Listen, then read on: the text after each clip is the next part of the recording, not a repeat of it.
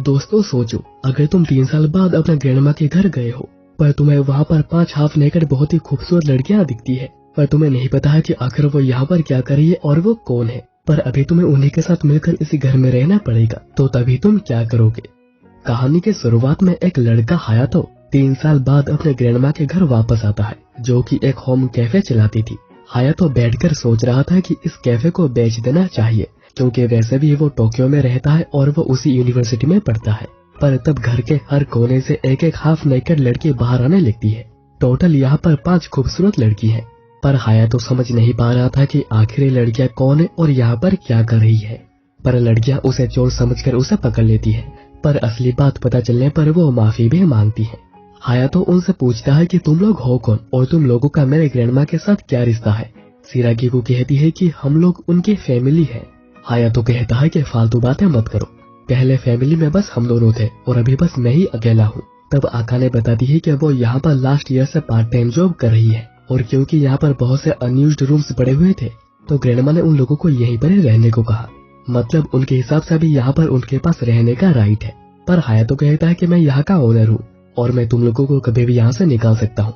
आमी तब ये कहती है कि हायातो तो ग्रैंडमा को 3 साल के लिए छोड़कर चला गया था और उन सभी लोगों ने पैसे जोड़कर ग्रैंडमा का फ्यूनरल करवाया था। हायातो बताता है कि टोक्यो यूनिवर्सिटी जाने से पहले उन दोनों के बीच में झगड़ा हुआ था, और अगर अथॉरिटी नहीं बताती तो उसे ग्रैंडमा के डेथ के बारे में पता तक नहीं चलता। हायातो फिर कहता है कि मैं फ्यूनरल के पैसे वापस कर दूंगा, तो अभी कभी मेरे घर से सभी लोग बाहर निकलो।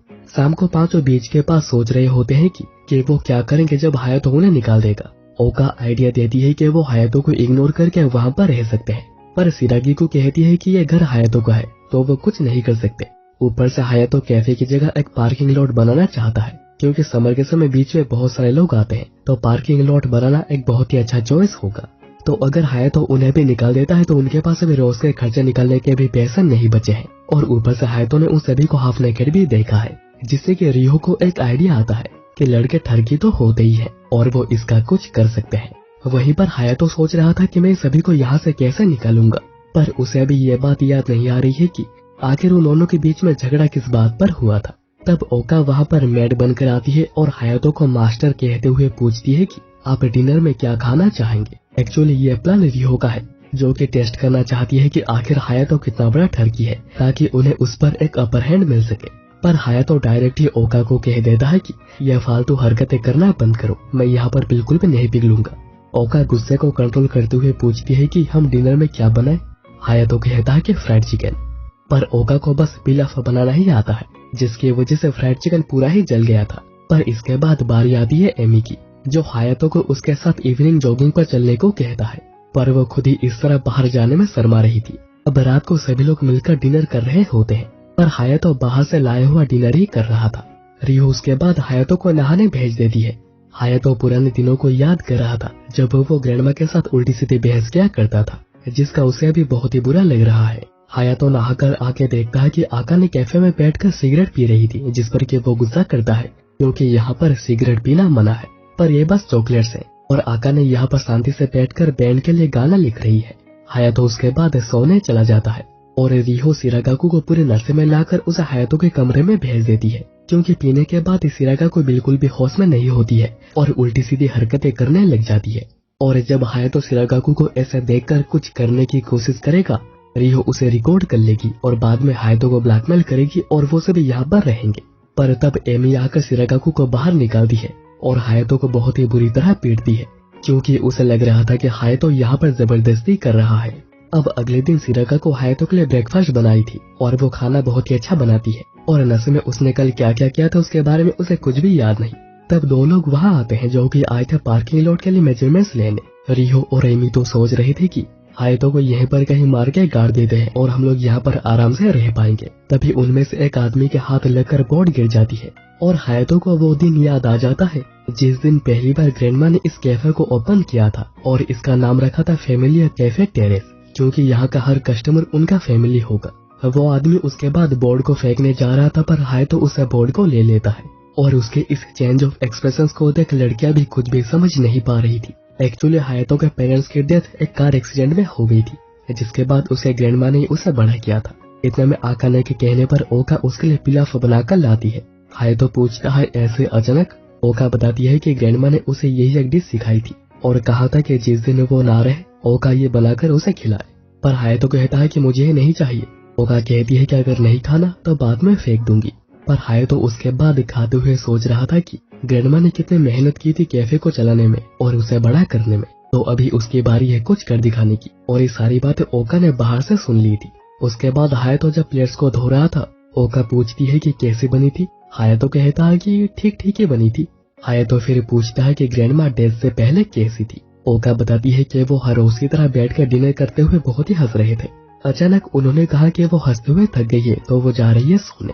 पर उसके बाद उन्होंने अपनी आंखें कभी खोली ही नहीं। हाय तो कहता है कि उसे खुशी है कि वो अपने आखिरी समय में हंस रही थी और अपने फैमिली के पास थी। हाय तो उसके बाद अकाउंट्स को चेक करता है और देखता है कि हर साल यहाँ पर कैफे लॉस में ही जा रही है क्योंकि यहाँ पर ये 5 बिना कुछ करे रह रही है। हाय तो उसके बाद ऐलान करता है कि वो एक साल इस कैफे को देगा और वो यूनिवर्सिटी से ब्रेक ले लेगा। पर अगर उसे रिजल्ट्स नहीं मिलते हैं तो वो सच में यहाँ पर एक पार्किंग लॉट बना देगा। ओका पूछती है कि क्या तुम यहाँ पर हमारे साथ रहोगे। हाय तो कहता है कि मेरा घर है, पर अगर तुम लोग यहाँ पर रहना नहीं चाहते हो तो तुम लोग जा सकते हो। पर सभी लोग यहाँ पर रहने के लिए मान जाते हैं क्योंकि उनके पास अलग रहने के पैसे तक नहीं बचे हैं। हाय तो आगे बताता है कि सभी को घर के कामों में मदद करनी पड़ेगी, जिसके लिए बस सिरागाकू ही आगे आती है और कहती है कि उसे कुकिंग बहुत पसंद है और वो क्लीनिंग भी कर सकती है। पर बाकी सब बहाना मार के मना कर देती है कि वो कुछ भी नहीं करेंगी और ये सारे काम पहले ग्रैंडमा खुद ही कर लिया करती थी। पर जैसे सारा काम सिरागिकू को करना ना पड़े, हाय तो काम को बांट देता है। रियो कमरे को साफ कर रही होती है, एमी बाथरूम को साफ करती है, सिरागिकू कुकिंग करती है, आकाने शीशे साफ करती है और ओका सीढ़ियां साफ करती है। हाय तो पीछे खड़े रहकर उसे अच्छे से काम करने को कह रहा था, पर तभी एंगल ऐसा बन जाता है कि हायतो को उसके अंडरगारमेंट्स दिख जाते हैं।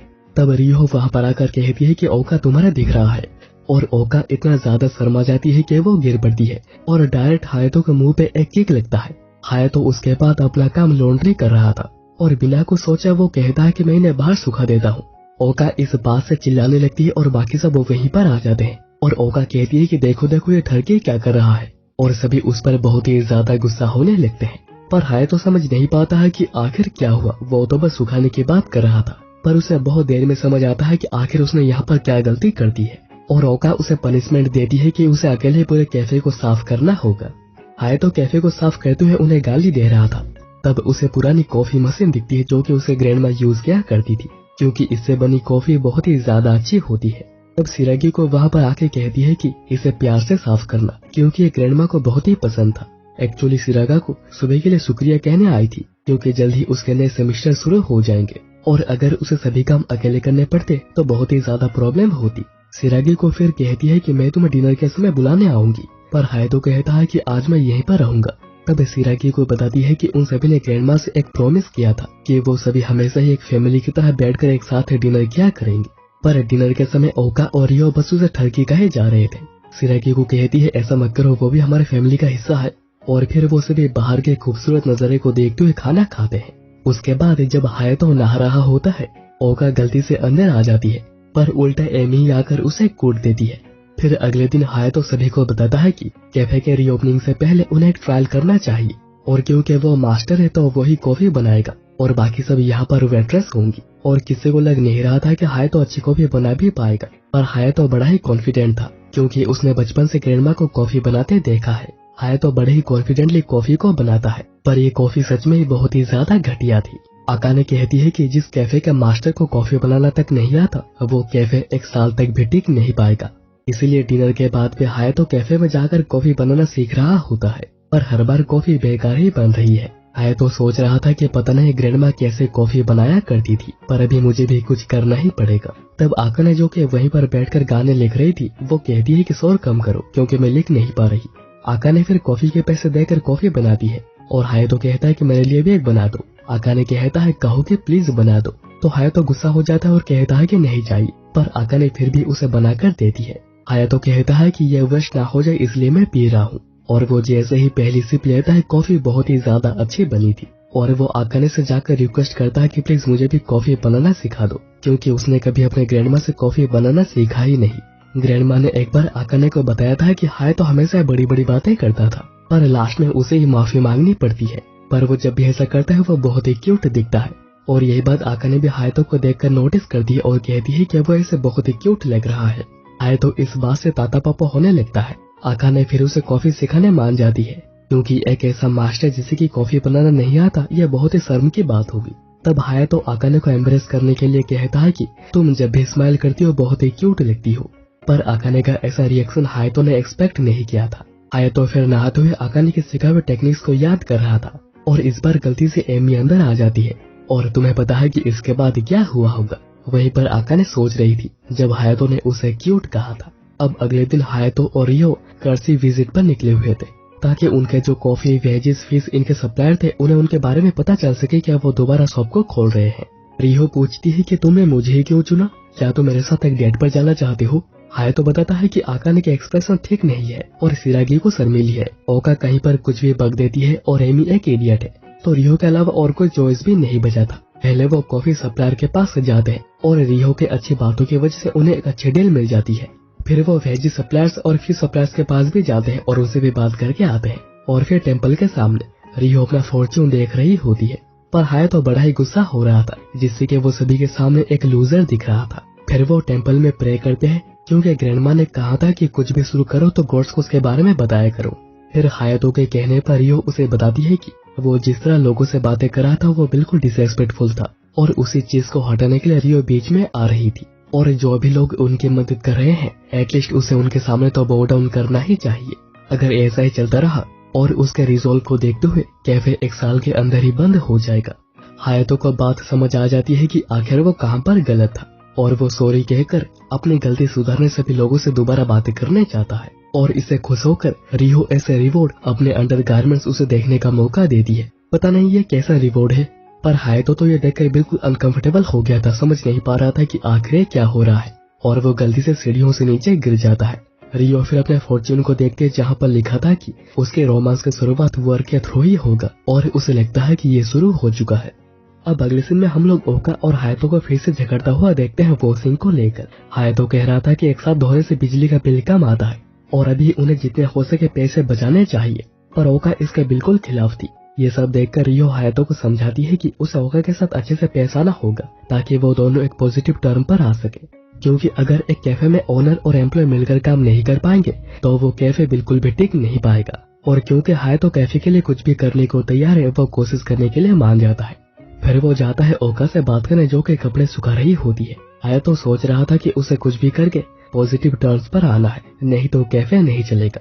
तब आका ने उसे आइडिया देती है कि उसे कॉम्प्लीमेंट करते रहो, क्यूट कहते रहो, काम बन जाएगा। और हायतो कहता है कि ये तो तुम्हारे ऊपर भी काम नहीं आया था तो यहाँ पर क्या काम आएगा। पर उसे क्या पता है कि ये आकाने के ऊपर तो ऑलरेडी काम कर गया है। तब ओका कहती है कि अगर तुम्हारे पास कोई काम नहीं बचा है तो जाकर कैफे खोलने की तैयारी करो, यहाँ पर फालतू खड़े मत रहो। हायतो ओका पर चिल्लाने वाला था, पर वो खुद को कंट्रोल करके कहता है कि तुम तो कपड़े धोने में बहुत ही अच्छी हो, तुम्हारे ऊपर यही काम सूट करता है। पर ओका हायतो का ये चेहरा देखकर उस पर भड़क जाती है और दोनों फिर से झगड़ने लगते हैं। ये चीज सिराकाकू और एमी देख रही होती है। सिराकी को कहती है कि हायतो खराब लड़का नहीं है, तो एमी कहती है कि सही कहा, बस वो थोड़ा ठरकी है पर तुमसे कम। पर सिरागी को समझ नहीं पाती है कि आखिर उसने क्या कहा। फिर रात को कॉफी बनाते हुए हायतो सोच रहा था कि उसका प्लान फिर से फेल हो गया, क्योंकि उसने डिनर के समय भी एक ट्राई किया था। उसने कहा था कि सब कुछ बहुत ही बढ़िया बना है बस सैलेड को छोड़कर, आखिर कौन ही इसमें अल्कोहल डालता है। पर ओका ने बस सैलेड को ही तैयार किया था, जिससे कि ओका हायतो के ऊपर फिर से गुस्सा हो गई है। फिर हायतो जब सोने जा रहा था, रियो उसे ओका को बताने को कहती है कि बाथरूम फ्री है, वो जाकर नहा सकती है। और हायतो भी जाकर उसे बता देता है। पर तभी ओका वेट्रेस की यूनिफॉर्म को ट्राई कर रही थी, क्योंकि टाइट ड्रेस में काम करना बहुत ही मुश्किल होता है। हायतो यहाँ पर भी कोशिश करता है और कहता है कि तुम्हारी जैसे कोई भी इस क्यूट यूनिफॉर्म में बहुत ही अच्छी लग रही है। पर उसे बाद में समझ आता है कि यह तो एक इंसल्ट था। उसने ओका को यह कहा कि वो बिल्कुल भी अच्छी नहीं दिखती है। पर सरप्राइजिंगली ओका बिल्कुल भी गुस्सा नहीं करती और उल्टा बहुत ही ज्यादा खुश हो जाती है, क्योंकि उसने ही इन ड्रेसेस को डिजाइन किए है। वो फैशन स्कूल जाती है और वो आगे चलकर एक कॉस्ट्यूम डिजाइनर बनना चाहती है। और ओका इसलिए भी खुश हुई थी क्योंकि ग्रैंडमा ने बताया था कि हायतो कभी भी कुछ भी बोल देता है, पर वो कभी झूठ नहीं बोलता। ओका भी फिर तारीफ करती है कि हायतो अभी अच्छी कॉफी बनाने लगा है। पर इतने में सिरागी को बिल्कुल ठरकी अंदाज में अंदर आती है, जो कि फाता वाइन वाली सलाद खाने की वजह से। और एमी यह फोटोज ले लेती है ताकि वो बाद में दिखा सके कि सिरागी को नशे में आने के बाद कितनी बड़ी ठरकी हो जाती है। फिर अगले दिन हायातो और सिरागी को कुछ रेगुलर कस्टमर से मिलकर आते हैं और अभी वो पूरा ही तैयार है कल के ओपनिंग के लिए और अभी सभी के बीच में रिलेशनशिप भी बेटर हो गई है। पर एमी इसी बीच शांत होकर कुछ सोच रही थी। हायातो उसके बाद उन्हें उनके सैलरी दे देता है स्टॉक्स के तौर पे, जिन्हें के वो हाई स्कूल से इन्वेस्ट करता आ रहा है। उसी शाम हायातो बीच पे बैठे बैठे सोच रहा था कि सब कुछ बहुत ही अच्छा जा रहा है और वो मिलकर कैफे को भी बहुत ही अच्छे से चला सकते हैं। तब एमी आकर पूछती है कि तुम्हें क्या लगता है हम सभी लोग तुम्हें इतनी जल्दी एक्सेप्ट करने में कामयाब क्यों हुए। और हायातो को याद आता है कि ग्रैंडमा ने उसके बारे में सभी को बहुत बार बताया था ताकि जब भी वो ना रहे तो हायातो आकर कुछ तो कर पाए। और हायातो ये भी रियलाइज करता है कि एमी को स्टूपिड नहीं है, पर एमी तो यहाँ पर कुछ और ही कहने आई थी। वो कहती है कि सब कुछ उसी का ही कमाल है, क्योंकि अगर उसने हायातो का साथ दिया ना होता तो आज वो सबसे दोस्ती ना कर पाता। सच में ये इडियट ही है। पर जाने से पहले एमी कहती है कि जो चीज तुम्हारे लिए प्रीसियस होती है तुमने जितना सोचा होता है उससे पहले वो टूट जाती है, और अगर ऐसा मेरी वजह से कभी होता है तो मुझे माफ कर देना। हायातो तभी तो समझ नहीं पाता है कि आखिर वो क्या कहना चाह रही थी, पर वो घर आकर समझ जाता है। एक्चुअली एमी ने अपने डंबल से बहुत उसका फोन और लैपटॉप को तोड़ दिया था। हायातो बहुत ही गुस्सा करता है और समझ पाता है कि आखिर एमी लंच के समय भी इतनी ज्यादा शांत क्यों बैठी थी। तब सिरागी को आकर बताती है कि हायातो ने जिस कंपनी में स्टॉक खरीदे थे वो कंपनी एक स्कैंडल में फंसी हुई है और बहुत ही जल्दी वो बैंकरप्ट भी हो जाएंगे। हायातो जल्दी से उन्हें सेल करने का सोचता है, पर लैपटॉप और फोन दोनों ही टूट चुके थे। ऊपर से कैफे के ज्यादा प्रॉफिट के लिए उसने सारे के सारे पैसे उसी कंपनी में लगा दिए थे, मतलब कि अभी उसके सारे पैसे डूब चुके हैं। पर अभी उसके गुस्से को शांत करने एमी कहती है कि तुम इन्हें दबा सकते हो, पर हायातो गुस्से में उसे पीट देता है। पर इतना सब कुछ होने के बाद भी कल कैफे को ओपन किया जाता है और हायातो बताता है कि यहाँ पर एक टाइम पर बस 2 ही लोगों की जरूरत है, पर क्योंकि आज पहला दिन है तो 5 का यहाँ पर रहना ज्यादा बेहतर होगा। रियो उसके बाद हायातो को बताती है कि अपने गुस्से पर काबू रखना, क्योंकि हर कस्टमर यहाँ पर अच्छा नहीं होगा और अगर कोई कस्टमर ज्यादा ही खराब निकलता है तो हायातो उसे पोलाइटली चले जाने को कहेगा। हायातो कहता है कि मुझे ये बातें पहले से पता है तो मुझे सिखाओ मत, और मैं लोगों को बिल्कुल भी नहीं मारता हूँ। फिर उसके बाद पहले कस्टमर के तौर पे तो रेगुलर कस्टमर आते हैं जिनका ऑर्डर ओका लेती है और हायातो बड़े ध्यान से कॉफी बनाता है, जो कि दोनों को बहुत पसंद भी आता है और वो कहते हैं कि ये बिल्कुल सेम है जैसे कि हायातो की ग्रैंडमा बनाया करती थी। फिर एक एक करके वहाँ पर नए और पुराने कस्टमर भी आते हैं। सब कुछ बहुत ही अच्छा जा रहा होता है, पर इतने में एक आदमी कैफे में आता है जिसका नाम है फुआसा, जो कहता है तो ये कैफे फिर से चालू हो गई, मुझे लगा ये कैफे बुढ़िया के मरने के बाद बंद हो गई है। एक्चुअली ये वो आदमी है जिनसे ग्रैंडमा ने लोन लिया था कैफे के लिए, पर पैसा टाइम पर ना दे पाने पर इसने ग्रैंडमा को बहुत ही ज्यादा परेशान भी किया था और ये बात हायातो और लड़कियां दोनों ही जानती है। फिर फुआसा कहता है सबसे महंगी कॉफी लेकर आ, और हायातो कॉफी बनाने लगता है। इतने में फुआसा कहता है तुम उस बुढ़िया के ग्रैंडसन हो ना, तो अब तुम इस कैफे को चलाओगे। तब मैंने तुम्हारे ग्रैंडमा की बहुत ही मदद की थी। तासुमी कहता है कि आपकी मदद के लिए आपका शुक्रिया, आपकी वजह से आज ये कैफे चल पा रहा है। पर फुआसा उसे बो डाउन करके सारी बातें कहने को कहता है, क्योंकि अगर तुम ग्रेटफुल हो तो तुम्हें बो डाउन करना चाहिए, जैसे कि तुम्हारी ग्रैंडमा क्या करती थी। क्या तुम्हें पता भी है तुम किसकी वजह से इतने बड़े हो पाए हो। हायातो को इस बात पर बड़ा ही गुस्सा आ रहा था, पर वो फिर भी खुद को कंट्रोल करता है और फिर बो डाउन भी करता है। पर फुआसा कहता है कि तुम अपने ग्रैंडमा की तरह बिल्कुल भी परफेक्ट नहीं कर पा रहे। अब वो जब भी मुझे कहीं पर भी क्यों न देख ले हमेशा बो डाउन करके मुझे ग्रेट करती थी। ऐसा लगता था जैसे वो कोई चाइनीज ग्रेस हॉपर हो। वो तो कॉफी से बेहतर बो डाउन क्या करती थी। हायातो अभी तक किसी तरह बस अपने गुस्से पर काबू किया हुआ था, पर वो फाइनली हाथ उठा ही देता है, क्योंकि बाकी 5 फुआसा को मारने आ रही थी और वो आदमी गुस्से में सिरागीकू को मोलेस्ट कर देता है, जिस वजह से हायातो उसका हाथ पकड़ता है और कहता है कि अब यहाँ से निकल जाओ, नहीं तो यहाँ पर पुलिस आएगी। और क्योंकि बाकी सब यहाँ पर विटनेस के लिए बिल्कुल तैयार थे, फुआसा यहाँ से चुपचाप चला जाता है। सिरागी को फिर हायातो को शुक्रिया कहती है और रियो हायातो को सॉरी कहती है, क्योंकि इतना लेक्चर देने के बाद वो खुद ही पीटने आ रही थी। पर हायातो कहता है कि इतना कुछ बोलने के बाद कुछ तो करना चाहिए, तो तुमने कुछ गलत नहीं किया है। तब बाहर सिरागी को कहती है कि हायातो तुम 15 सालों में बिल्कुल भी नहीं बदले हो।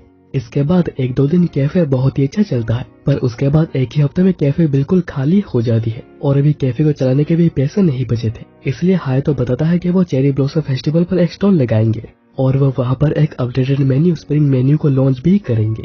इसके लिए सिरागी को कुकीज बनाने का सोचती है और वो भी थोड़े लिकर के साथ, पर क्योंकि अल्कोहल इवापोरेट हो जाता है तो बच्चे भी इसे खा सकते हैं, कोई भी प्रॉब्लम नहीं होगी। पर हायातो को चिंता हो रही थी कि कहीं सिरागी को अपना आपा ना खो दे। इतने में रियो वहाँ पर आती है और पूछती है कि क्या कोई मदद करूं, पर अभी ऐसा कोई काम नहीं था। पर क्योंकि रियो बहुत ही मन करके यहाँ पर आई थी, हायतो कहता है कि जब वो स्टॉल पर होगा यहाँ की इंचार्ज रियो ही होगी, क्योंकि वो मैनेजमेंट में बहुत ही अच्छी है। इससे रियो भी खुश होती है कि उसे भी कोई अच्छी रिस्पॉन्सिबिलिटी मिली है। फिर शिरागिकु कुकीज को बनाकर टेस्ट कर रही होती है, पर स्लोली शिरागिकु की बात क्यूट से बदलकर सिडक्टिव हो जाती है और वो कहने लगती है कि एक लड़की को एक लड़के का पसीना बहुत ही ज्यादा पसंद आता है। हायतो समझ नहीं पा रहा था कि आखिर शिरागिकु ऐसा क्यों कर रही है, क्योंकि उसने तो कोई कुकी खाई भी नहीं है। फिर उसे याद आता है कि अल्कोहल तो कुकीज में थी जो कि इवापोरेट हो गई थी और ये सब कुछ उसी की वजह से हुआ होगा। इतने में रियो वहाँ पर आती है और कहती है कि मुझे पता था तुम यहाँ से मुझे भेजकर शिरागिकु का फायदा उठाना चाहते हो। वहीं ओका ने फेस्टिवल के लिए कॉस्ट्यूम को थोड़ा मॉडिफाई कर दिया था, पर एमी कहती है कि अगर यहाँ पर यह फुल मिसाल होते तो बहुत ही मजा आता, क्योंकि वो हीरो से बहुत ही ज्यादा इंस्पायर्ड है और वो रियल लाइफ में भी कुछ ऐसा ही करना चाहती है, इसलिए वो कैराटे क्लास भी जाया करती है। इतने में हायतो वहाँ पर भागते हुए आता है और वो हेयरबैंड को लेकर शिरागिकु को ढक देता है, पर एमी और ओका ये सब देखकर बहुत ही ज्यादा गुस्सा हो गए थे और फिर क्या होना था, वो हायतो को फिर से कूट देते हैं। फिर रात को हायतो आकाने को बताता है कि उन्हें न्यू मेन्यू के लिए कोई भी डिश नहीं मिली है। तब आकाने एक कुकी रेसिपी बताती है जिसको कि ग्रैंडमा और उसने मिलकर बनाया था, पर हायतो पहले इतना ज्यादा एक्साइटेड था कि वो कुछ बोल नहीं पाई थी। फिर अगले दिन स्टॉल पर हायतो, ओका और एमी आए हुए थे। आसपास उनके सप्लायर्स के भी स्टॉल है जो कि उन्हें दिल से बहुत ही ज्यादा सपोर्ट करते हैं, क्योंकि उनका कहना है कि ग्रैंडमा ने उनके लिए बहुत कुछ किया है। और अभी एमी भी बहुत ही ज्यादा एक्साइटेड लग रही थी। हायतो फिर देखता है कि ओका स्टॉल में गहरी नींद में सो रही है और एमी तो डायरेक्ट ट्यूना बन उसके मुंह में डाल देती है, नहीं तो खाने से पहले ये ठंडा हो जाएगा। और क्योंकि ओका को बहुत ही ज्यादा नींद आ रही थी, हायतो कहता है कि अगर तुम चाहो तो वापस जाकर घर में रेस्ट कर सकती हो, पर ओका कहती है कि मैं मुंह धोकर आती हूँ। और वो जब मुंह धोकर बाहर आती है उसकी टक्कर 3 छपरियों से होती है। यहाँ पर भी शिरागी को फोन पे हायतो को बता रही होती है कि फेस्टिवल की वजह से कैफे में लोग आने चालू हो चुके हैं। हायतो उसके बाद कहता है कि ओका अभी तक नहीं आई, कहीं वो सो तो नहीं गई। इतने में उन्हें छपरी लड़के ओका को टीज करता हुआ दिखते हैं। हायतो कहता है कि मेरे लिए काम करती है तो कहीं पर और जाकर ये सब कुछ करो, पर अभी उनकी नजर तो एमी पर भी पड़ चुकी थी और वो उनसे बदतमीजी करने लगते हैं। एमी कहती है कि क्या मैं उन्हें पीट दूं? हायतो कहता है कि नहीं रुको। तब कैफे के सप्लायर्स और बाकी लोग छपरियों को कहने लगते हैं कि अगर यहाँ से तुम अभी नहीं गए तो हम लोग पुलिस को बुलाएंगे, इसलिए उन 3 छपरियों को जाना ही पड़ता है। सप्लायर्स हायतो को कहते हैं कि ऐसी चीजें बीच बीच में होती रहती है तो ज्यादा सोचना मत। उसी रात डिनर के समय वो इस इंसिडेंट के बारे में बात कर रहे थे। हायतो फिर कहता है कि बिजनेस अभी बहुत ही अच्छा कर रहा है और वो इसे कंटिन्यू रखेंगे। पर अगले दिन वो फेस्टिवल पहुंचकर देखते हैं कि उनके स्टॉल को तोड़कर बिल्कुल तहस-नहस कर दिया गया है और वो ये भी समझ आते हैं कि आखिर ये काम उन 3 छपरियों का है। कुछ लोग तो बातें कर रहे थे कि वो लड़का फुआसा का ग्रैंडसन है और वो फुआसा के इन्फ्लुएंस का यूज करके कुछ भी करता रहता है। सप्लायर्स कहते हैं कि चलो मिलकर स्टॉल्स को दोबारा लगाते हैं, पर हायतो कहता है कि हम लोग विथड्रॉ कर रहे हैं क्योंकि हो सकता है कि हमारी वजह से आप लोगों को यहाँ पर और भी प्रॉब्लम हो। अब वहाँ से आते समय ओका माफी मांगती है क्योंकि उसकी वजह से वो लड़के उनके स्टॉल तक पहुँच पाए थे और वो स्टॉल में सो भी गई थी। वो किसी काम की बिल्कुल भी नहीं है। पर हायतो कहता है तुमने रात भर जाकर यूनिफॉर्म्स को बनाई थी और तुम्हारी कोई भी गलती नहीं थी और मैंने अभी तक हार नहीं मानी है और अभी फैमिली कैफे टेरेस का काउंटर अटैक होगा। वो जल्दी से वापस आकर कहीं पर चले जाते हैं जिसके बारे में आकाने और शिरागी को बात कर रहे थे, पर रियो कहती है कि सब कुछ मास्टर पर छोड़ दो और हम लोग यहाँ पर फोकस करते हैं। वहीं पर ओका की मदद से उन लोगों ने फूड कार्ड को तैयार कर लिया था और उन्हें इसकी परमिशन भी मिल गई है और इसके बारे में रियो सोशल मीडिया पर पोस्ट करेगी। फिर वो फूड कार्ड लेकर निकलते हैं और फूड कार्ड एक अच्छी जगह पर लगाते हैं जहाँ पर के बहुत लोग भी आ रहे थे, जिसमें कि रियो का भी बहुत बड़ा हाथ है जो कि सोशल मीडिया पर सबको रिप्लाई कर रही है जो भी चेरी ब्लॉसम देखने गया है। पर ओका को चिंता हो रही थी कि यहाँ पर इतने ज्यादा लोग हैं तो उनकी सप्लाई कहीं कम ना पड़ जाए, पर इसी के लिए तो एमी है जो कि इतनी दूर भाग कर जाके कुकीज, कॉफी सब कुछ लेकर आ जाती है। इसके लिए हायतो उसे शुक्रिया भी कहता है और कहता है कि तुम्हें बार बार जाना पड़ सकता है। इतने में एक कपल को ओका का बनाया हुआ ड्रेस बहुत ही ज्यादा पसंद आता है और हायतो भी उन्हें बताता है कि इन्हें ओका ने खुद डिजाइन किया है और वो आगे चलकर एक फैशन डिजाइनर बनना चाहती है। फिर रात को तीनों वापस आ रहे होते हैं और उन्हें कैफे से ज्यादा यहाँ पर फायदा हो रहा है, पर हायतो कहता है कि इसमें बहुत ही बड़ा प्रॉब्लम है, इसे खींचकर ले जाना और वापस लेकर आना बहुत ही ज्यादा मुश्किल है। ओका कहती है कि हमारा मास्टर सच में ही बहुत ही ज्यादा बेकार है। इतने में वही 3 छपरी यहाँ पर आते हैं और कहते हैं कि लगता है स्टॉल को तोड़ने के बाद भी तुम लोगों में अकल नहीं आई है, तुम्हारी हिम्मत कैसे हो गई मेरे घर के सामने से काट को ले जाने की। तब हायतो जाकर कहता है कि दूसरों के प्रॉपर्टी को तोड़ना क्राइम है तो वो लड़का हायातो को एक पंच मारता है और बताता है कि उसके ग्रैंडपा के पुलिस के साथ बहुत ही अच्छे कनेक्शन है, तो कोई भी उसका कुछ नहीं कर सकता है। तब हायातो कहता है सेल्फ डिफेंस के तौर पे किए गए हमले के ऊपर पुलिस कोई भी केस दर्ज नहीं करती।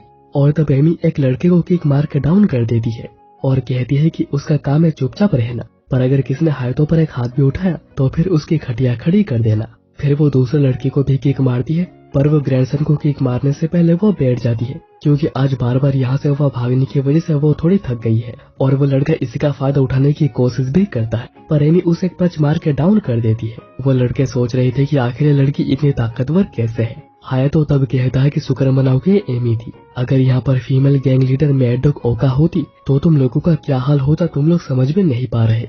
और वो तीनों डर के मारे भाग जाते हैं और शायद वो वापस कुछ नहीं करेंगे। और हायातो ने सेफ्टी के तौर पे उनकी बातों को रिकॉर्ड भी करके रखा है। ओका कहती है कि अगर रिकॉर्ड कर लिया था तो मार क्यों खाए। हायातो कहता है कि अगर मैं ऐसा नहीं करता तो वो डायरेक्ट ही काट पर हमला करते। तुमने इतने मेहनत से इसे बनाया है, मैं इसे तोड़ने कैसे दे सकता था। और ओका को यह बात बहुत ही पसंद आती है, पर फिर वो ये भी कहती है कि अगर तुम प्रोटेक्ट करना चाहते हो तो फाइट क्यों नहीं सीखते। उसके बाद अगले दिन कैफे में बहुत ही ज्यादा रश था, चेरी ब्लॉसम फेस्टिवल में उनके प्रमोशन की वजह से। और आज यहाँ पर बस शिराग्यू ही मौजूद है उसकी हेल्प के लिए, जिस वजह से उस पर प्रेशर बहुत ज्यादा पड़ रहा था। हायातो इसके लिए माफी भी मांगता है, पर शिराग्यू कहती है कि चिंता मत करो, मैं संभाल लूंगी। तब रियो क्लास से जल्दी वापस आ जाती है, क्योंकि उसे लगी रहा था कि उसकी यहाँ पर जरूरत पड़ेगी। और रियो के हेल्प की वजह से सब कुछ बहुत ही अच्छे से हो जाता है। पर आज इतना काम करके हायातो पूरा थक गया था। रियो कहती है कि जो कभी काम नहीं करता है उन्हें ऐसा लगता है। तब आका ने रियो को कहती है कि तुम्हें इतना ज्यादा मेहनत करना नहीं चाहिए, थोड़ा रेस्ट भी करना चाहिए। पर रियो कहती है कि मैं ठीक हूँ, तुम चिंता मत करो। फिर रात को जब हायातो बाथरूम के लिए उठा था, अब वो देखता है कि रियो अभी भी जाग रही है। पूछने पर रियो बताती है कि वो सोशल मीडिया में कैफे के बारे में पोस्ट करने के लिए फोटोज देख रही थी, जिससे कि लोग कैफे के लिए और भी ज्यादा अट्रैक्ट हो। रियो उसके बाद फ्लायर्स, स्टैम्प्स, फ्री कॉफी और भी बहुत सारे आइडिया देती है, जिससे ये कस्टमर और भी ज्यादा बढ़ जाए। हायातो फिर पूछता है कि तुम इतनी ज्यादा हार्डवर्क क्यों कर रही हो, क्योंकि तुम यहाँ पर बस एक पार्ट टाइमर हो। तो रियो बताती है कि इस कैफे ने उसे बचाया था, आज वो जो भी है ग्रैंडमा के वजह से है, इसलिए वो कैफे के लिए कुछ भी करने को तैयार है। हायातो समझाता है कि उसे जितना पे किया जाता है उसे उस हिसाब से काम करना चाहिए, बस वो यहाँ पर नॉर्मली काम कर सकती है, उसे खुद पर ज्यादा प्रेशर डालना नहीं चाहिए। रियो को तभी कुछ फ्लैशबैक्स आते हैं, जहाँ पर दो लेडी उसे कह रही थी कि तुम एक एम्बेरसमेंट हो, ये सब कुछ करना बंद करो। रियो कहती है कि क्या मैं कोई प्रॉब्लम क्रिएट कर रही हूँ काम करके, अगर मैंने हार्डवर्क नहीं की तो कोई मदद नहीं करेगा। क्या मैं ज्यादा कम करने से तुम्हें पैथेटिक लग रही हूँ। हायातो कुछ समझ नहीं पा रहा था कि आखिर वो ये क्या कह रही है, पर हायातो इतना बता देता है कि उसे अनफेयर चीजें बिल्कुल पसंद नहीं। मतलब रियो बहुत ही ज्यादा काम कर रही है पर उसी सेम सैलरी में, और उसे ये चीज बिल्कुल अच्छी नहीं लग रही। और एज ए ओनर उसे अभी बहुत कुछ सीखना है, पर वो संभाल लेगा। इसलिए रियो को वो सारी चीजें भी करनी चाहिए जो कि वो करना चाहती है। वो जो बनना चाहती है उसे वो बनना चाहिए। और यही सेम बातें उसे ग्रैंडमा ने भी कही थी कि वो जो करना चाहती है वो कर सकती है, और वो यहाँ पर आराम से रह सकती है और ग्रैंडमा सब कुछ संभाल लेंगी। इस बात से रियो फिर रोने लगती है। हायातो पूछता है कि क्या तुम्हें कोई इमोशनल ब्रेकडाउन हुआ है। हायातो फिर उसके सर पे हाथ रखकर कहता है कि मैं तुम्हारा ध्यान रखूंगा, तो कभी चिंता मत करना। ये बात रियो को बहुत ही ज्यादा अच्छी लगी थी, पर वो कहती है कि मैं कोई बच्ची नहीं, मैं तुमसे 2 साल बड़ी हूँ। हायातो फिर उसे सो जाने को कहकर चला जाता है, और रियो सोच रही थी कि उसने जितना सोचा था हायातो उसे ज्यादा रिलायबल है, तो क्या उसे उस पर रिलाई करना चाहिए। अब अगले दिन हायातो बता रहा होता है कि कस्टमर फ्लो को बनाए रखने के लिए और उसे बढ़ाने के लिए उन्हें कुछ करना होगा। आकाने कहती है कि आज उनका ऑफ है तो उसे कहीं पर जाना है, और वो चली जाती है। हायातो को पता चलता है कि आकाने अपने बैंड की गिटारिस्ट और वोकलिस्ट है, तो वो वहीं पर गई है। ओका बताती है कि उन्होंने बहुत बार उसके बैंड और शो के बारे में पूछा है, क्योंकि वो जानना चाहते हैं, पर आका ने कुछ नहीं बताती और कहती है कि उनका बैंड बहुत ही खराब है, कुछ खास नहीं करता है, इसलिए ना ही उन्हें बैंड के बारे में पता है और ना ही पता है कि कहाँ पर होता है। सिरागी को फिर बताती है कि कैफे का टोस्टर खराब हो गया है तो उन्हें नया लाना होगा। इसलिए हायातो मार्केट से नया टोस्टर खरीदकर वापस आ रहा था और सोच रहा था कि आज क्योंकि ऑफ है उसे कोई मूवी देख लेना चाहिए। इसी बीच वो 2 लड़कियों को बातें करता सुनता है कि वो आकाने के बारे में बात कर रही थी और उसकी बहुत ही तारीफ भी कर रही थी। और अगले सीन में हम लोग आकाने को परफॉर्म करता हुआ देखते हैं, और वो सच में बहुत ही ज्यादा अच्छा गा रही थी और लोग भी बिल्कुल इसे एंजॉय कर रहे थे। और उसके गाने के जो लिरिक्स थे वो बहुत ही ज्यादा डीप थे, और उसी कॉन्सर्ट को देखने हायातो भी आया हुआ था। फिर कॉन्सर्ट खत्म होने के बाद आकाने बाहर डिनर ना करके घर जाने लगती है क्योंकि सभी लोग उसी का ही इंतजार कर रहे होंगे। तब उसे हायातो दिखता है जिसे कि वो बहुत ही ज्यादा नर्वस और शर्मा रही थी। हायातो बताता है कि वो टोस्टर खरीदने आया था, जिसके बाद वो एक मूवी देखना चाह रहा था, पर क्योंकि कोई भी अच्छी मूवी नहीं लगी थी तो उसने कॉन्सर्ट देखना चूज किया। तो उसे बाद में पता लगा कि आकाने का ही कॉन्सर्ट है। हायातो कहता है कि सब कुछ बहुत ही अच्छा था, पर तुम ब्रेक लेने में थोड़ी गड़बड़ कर देती हो। वैसे लिरिक्स बहुत ही अच्छी थी, पर आकाने को बहुत ही ज्यादा शर्म आ रही थी। हायातो कहता है कि चिंता मत करो, मैं दूसरों को तुम्हारे बारे में नहीं बताऊंगा। वहीं घर पे एमी की हालत बहुत ही ज्यादा खराब हो गई थी खाना ना खाने की वजह से। यहाँ पर भी ट्रेन से आते समय हायातो पूछता है कि तुम दूसरों को इसके बारे में बताना क्यों नहीं चाहती, वो तुम्हें परफॉर्म करता हुआ देखना चाहते हैं। पर आकाने कहती है कि ये बिल्कुल पेरेंट्स टीचर्स डे जैसा हो जाएगा, इसलिए ही वो बताना नहीं चाहती। हायातो फिर कहता है कि जब तक तुम एक एस्टेब्लिश म्यूजिशियन नहीं बन जाती मैं कैफे को कंटिन्यू रखूंगा और तुम्हें कोई भी चिंता करने की जरूरत नहीं।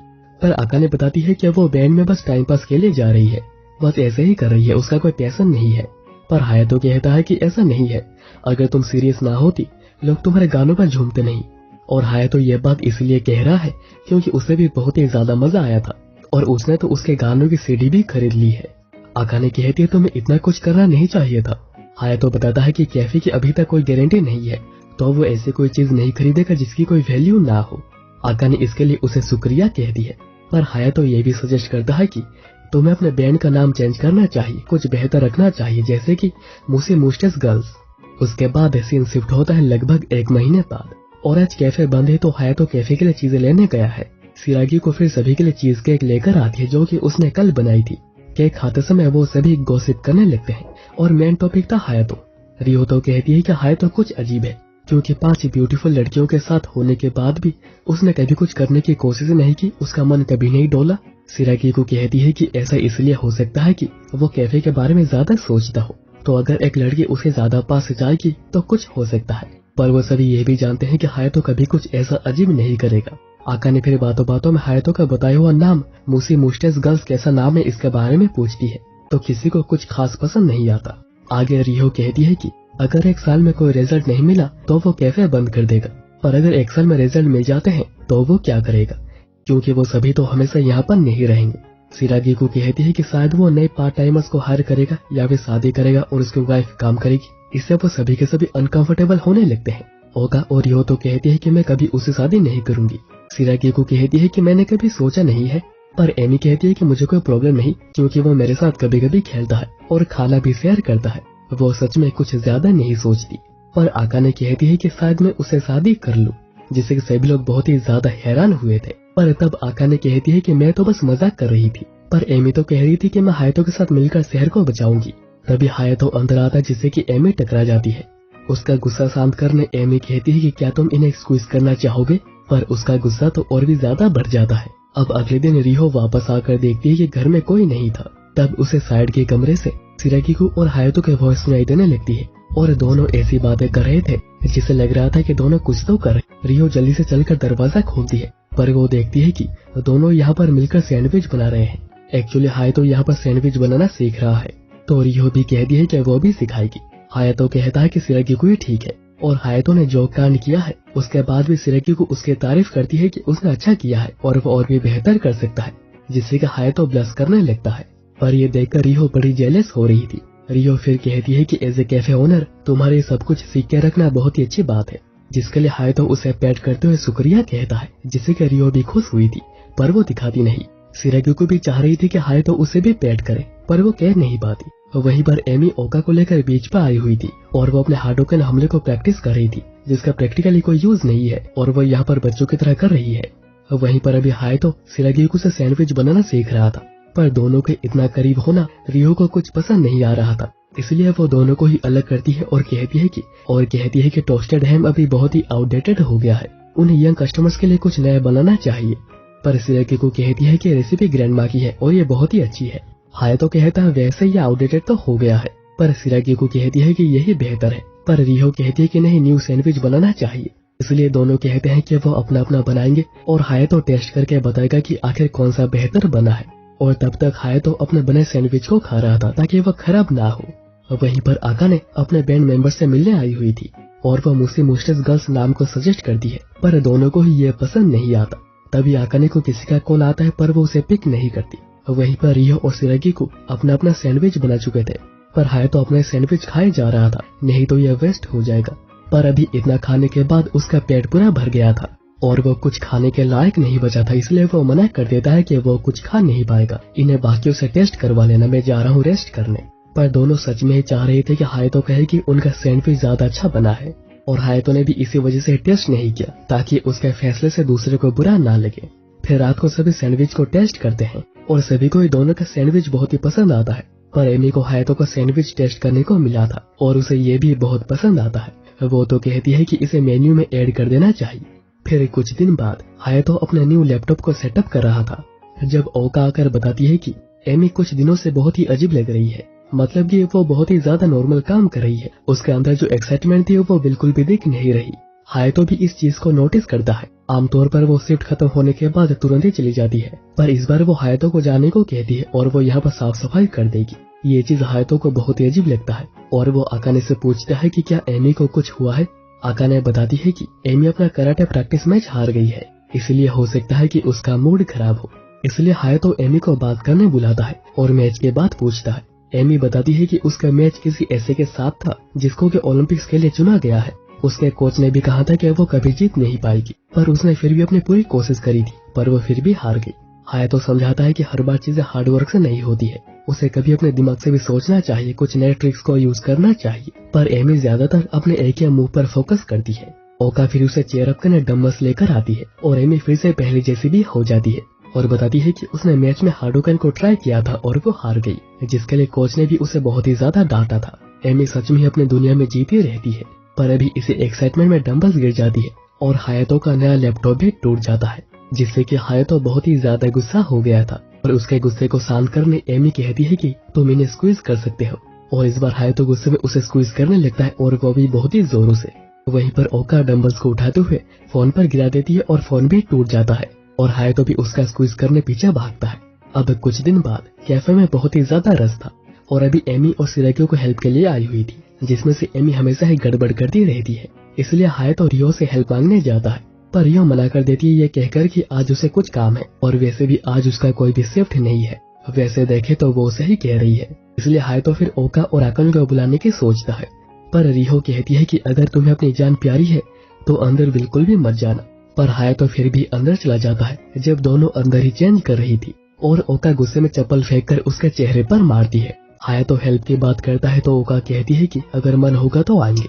और फिर शाम को हायातो काम कर करके बहुत ही ज्यादा थक गया था। आज ना ओका ही हेल्प करने और ना ही आकाने। रियो थोड़ी देर के लिए आई थी पर वो जल्दी चली गई और सिरागियो और एमी भी कल की तैयारी करे बिना ही चले गए। हायातो सोचता है कि वो सभी अब पहले की तरह बिल्कुल मन लगा नहीं रहे, पर उसे फिर याद आता है कि वो सभी यहाँ पर बस पार्ट टाइमर्स है और उसने ही रियो को ज्यादा काम करने से मना किया था, और ऐसे देखे तो वो सभी अपना अपना शिफ्ट तो कर ही रही है। लगता है कि वही कुछ ज्यादा ही डिपेंडेंट हो गया था। वो सभी एक फैमिली होने का प्रिटेंड करते हैं पर वो सभी अनजान है, वो सभी एक दूसरे के लिए बिल्कुल अनजान है, और ये बात वो दूसरों को भी बताने की सोचता है ताकि वो भी ज्यादा डिपेंडेंट ना हो जाए। पर जब वो बात करने जाता है सब लोग उसे सरप्राइज देते हैं 2 मंथ एनिवर्सरी के लिए। आज 2 महीने हो गए हैं हायातो को ओनर बने हुए, पर ये सारी तैयारी करना हायातो को बिना पता चले ये बहुत ही मुश्किल था, इसलिए सुबह उनमें से कोई भी हेल्प करने के लिए नहीं आ रहा था और उन्होंने ही चेंज का नाटक करके हायातो को वहाँ से भगा दिया।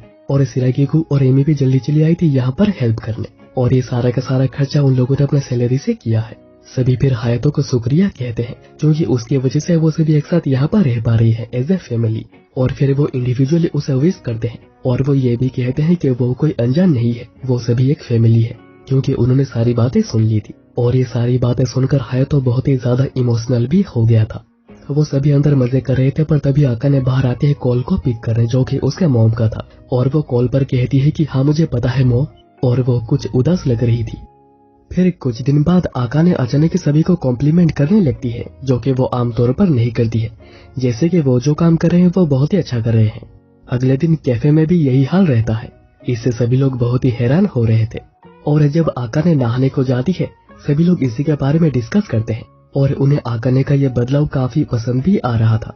फिर थोड़ी देर बाद जब हायातो कॉफी बनाने की प्रैक्टिस कर रहा था आकाने यहाँ भी आकर उसे कॉम्प्लीमेंट करती है, तो हायातो अचानक ही पूछता है कि क्या तुम जॉब क्विट कर रही हो। इसे आकाने भी शौक हुई थी जैसे कि यह बात सच हो। आकाने कहती है तुम्हें ऐसा क्यों लग रहा है। हायातो बताता है कि उसके बदले हुए बिहेवियर को देखकर और उसके रिएक्शन से भी यही बात अभी लग रहा है। आकाने बताती है कि फैमिली की परिस्थिति ऐसी हो गई है कि उसे जाना पड़ रहा है और वो इसे वीकेंड को वापस चली जाएगी। आकाने कहती है कि तुम्हारे मेरे ऊपर एक एहसान है, तो क्या तुम इन्हें स्क्वीज करना चाहोगे। हायातो कहता है कि अगर एहसान है और तुम कुछ करना ही चाह रही हो तो कल मेरे साथ डेट पर चलो।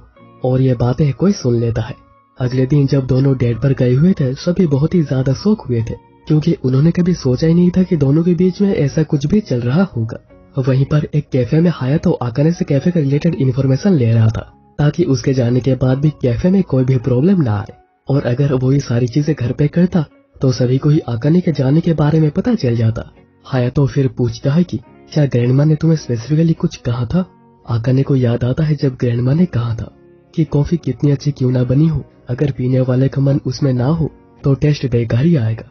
और उन्होंने ये भी कहा था कि अगर कुछ कहना चाहती हो तो कह सकती हो। अब आकाने कुछ बताने की सोचती है पर वो कोशिश करके भी बता नहीं पाती। यहाँ पर एमी बता देती है और वही थी जिसने कि दोनों को बात करते हुए सुना था। तब हायातो और आकाने कैफे के थ्रू अंदर आते हैं और हायातो उसे कॉफी बनाने कहता है। आकाने भी कहती है कि शायद ये मेरी बनाई हुई आखिरी कॉफी होगी। आकाने आगे बताती है कि यहाँ का 1 साल बहुत ही यादगार रहा। पर आकाने ये भी पूछती है कि तुम जानना क्यों नहीं चाह रही कि मैं आखिर वापस क्यों जा रही हूँ। शायद मैं तुम्हारे लिए कोई मैटर नहीं करती, क्योंकि वैसे भी हम लोग बस फैमिली होने का ही नाटक करते हैं।